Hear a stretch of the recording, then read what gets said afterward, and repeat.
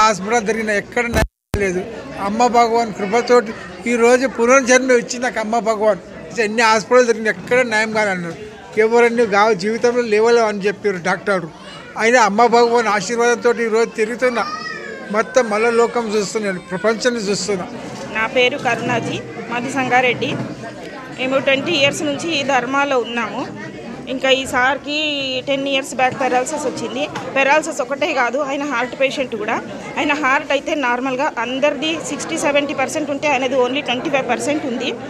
ఏ డాక్టర్లు అయినా కానీ ఈయనకు జీవితంలో 25% హార్ట్ ఉంటే కాలు రాదు, చెయ్యి రాదు, ఆయన ఎప్పుడు బెడ్కి అంకితం అని చెప్పారు. కానీ అమ్మా భగవాన్ దయతో ఈయన లేచి నడుస్తున్నాడు, ఇవాళ ఈ స్థితిలో ఉన్నాడు. ఆరోగ్యమే కాకుండా అమ్మా భగవాన్ మాకు ఐశ్వర్యాన్ని కూడా ప్రసాదించినందుకు అనంత కోటి కృతజ్ఞతలు.